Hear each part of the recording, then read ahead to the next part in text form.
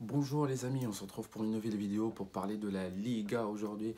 On va parler un petit peu du match du Real et après on va continuer, on parle un petit peu du match de l'Atlético Séville et on va finir par le match de Barcelone pour résumer un petit peu ce qui s'est passé dans le week-end.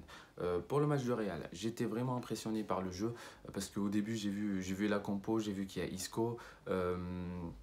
Je me suis dit au milieu ça va être un petit peu plus, enfin ça va être un petit peu long, mais finalement ça a donné quand même un bon match en gardant la balle. Il a joué la posse, Zidane, il a joué la posse, il a joué un petit peu le jeu de patience en attendant à marquer. Il y a Benzema qui interrompt le ballon entre le défenseur et le gardien au tout début du match. Moi j'ai cru que c'était un but. Je le vois dribbler le gardien, je me dis bon, il va la planter. Et derrière, voilà, il essaye de la mettre, le gardien il l'empêche. Et ça, c'est raté. Benzema, c'est pas contre Liverpool, hein. Ça, je te le dis, pas contre Liverpool. Après, il a affirmé quand même avec un but de tête où il était là. Centre de Vinicius qui rentre en jeu. Il était en forme. J'étais très content de le voir comme ça parce que je vois une certaine maturité du joueur. Ça fait un moment qu'il était dans les doutes, qu'il faisait que rater. Il y avait beaucoup de gâchis. Il n'y avait pas la touche finale. Je parle pas juste de marquer des buts, mais la touche finale aussi, de donner des passes, de centrer.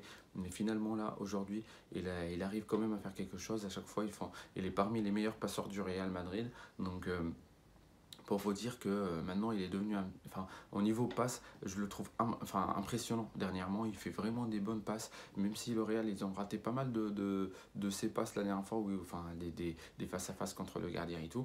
Mais franchement, je le trouve impressionnant. Et il a été décisif même en Ligue des Champions pour obtenir un penalty contre Atalanta. Bon, il commence à grandir, donc on est plutôt content de ce côté-là.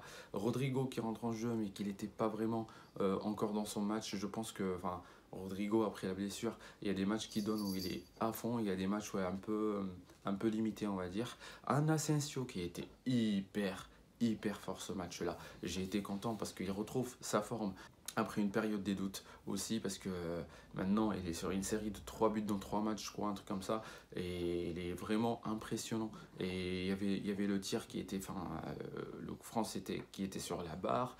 Il avait le tir aussi qui était enlevé par le gardien, et il a fait des actions, et il a fait un hyper bon but, mais dommage qu'il n'était pas compté parce qu'il était un petit peu hors jeu. Mais il était tout le temps dans le jeu. Il essayait de se présenter candidat pour les buts. Il était tout le temps là dans la surface à tenter quelque chose, à tirer, à faire des bonnes passes dans les bons moments. Et pas faire que.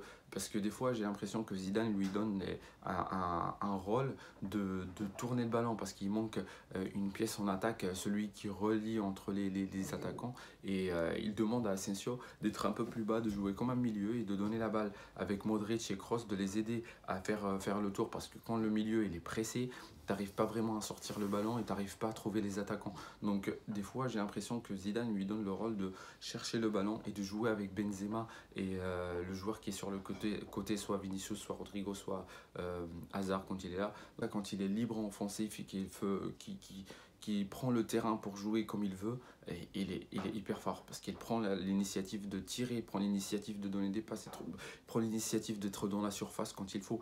Et ça, c'est pas négligé parce qu'après, il y a le match contre Liverpool où il va rentrer vraiment en confiance. Un match en défense qui était idéal aussi avec un Nacho. Il y a le point très important où le Real, ils essaient vraiment de trop bien faire, de sortir trop proprement que des fois, par exemple, il y a des erreurs comme Lucas Vasquez qui la donne à Courtois et Courtois qui était impressionnant qui courait derrière le ballon, qu'il a réussi à la dégager en corner, sinon ça ferait 1-1 alors que le Real dominait et il a raté plein d'occasions. Il pouvait tuer le match en première mi-temps. Et ça a été une crise si Valladolid avait marqué un but comme ça. 1-1, c'était je crois 60e minute. Le Real rentre dans une période de doute, une claque mentale pour le match de Ligue des Champions. Donc sortir le ballon proprement, on l'a vu la dernière fois contre City quand Varane il a fait les deux boulettes. Donc je pense que cette année il faut éviter de faire ça. Il y a sortir le ballon proprement et des fois il y a prendre des risques. Quand tu es les derniers défenseurs et que tu te permets à faire des gestes techniques où tu es pressé, que tous les défenseurs sont pris et tu redonnes le ballon à Courtois alors que par exemple il y a le vent comme il y avait avec Vasquez et tout, Franchement, je trouve ça dangereux. Jouer avec le gardien alors qu'il est pressé, parce que le gardien, il faut être en confort quand il joue avec ses pieds et pas être vraiment pressé, parce que c'est là où ça fait des erreurs défensives qui peuvent vraiment pénaliser l'équipe.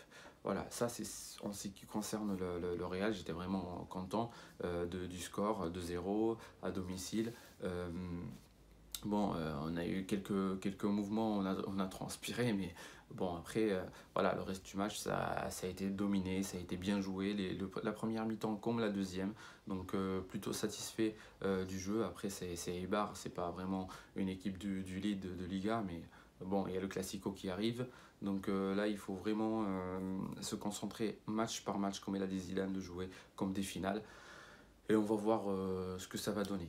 Pour le match de l'Atlético, bon, j'ai regardé le match et j'ai été choqué parce que des premières minutes, il y avait penalty raté de Campos encore une fois comme il a fait contre Barcelone, et il répète contre l'Atlético.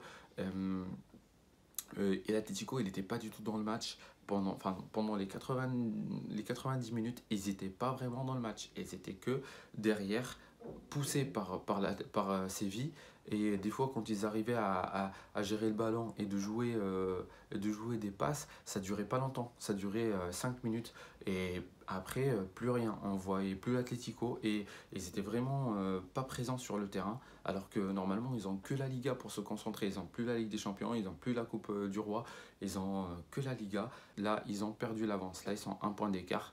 Donc, le Barça, maintenant, en gagnant le match d'hier, il y a le match Barça-Atlético. Donc le Barça, il a les choses en main. S'il gagne l'Atlético et les autres matchs, et il gagnera la Liga. Donc voilà, l'Atlético, c'est pas question de gagner juste les matchs qui restent, mais gagner aussi le Barça pour obtenir le titre. Et aussi de ne pas faire des erreurs et gagner tous les autres matchs. Parce que si il gagne le Barça, mais derrière qui perd un autre match, il y a le Real qui va arriver. Donc c'est vraiment trop serré pour l'Atlético après avoir un énorme avantage, à avoir 8 points, même 11 points à un moment donné. Franchement, je comprends pas. Parce que moi, je disais que l'Atlético pour moi, était champion de la Liga cette année. Mais je comprends pas. Le retour, ils l'ont fait minable. Même peut-être Real Betis, j'ai vu la dernière fois, ils ont fait une série même plus belle que celle de l'Atlético au retour. Donc je sais pas ce qui leur arrive.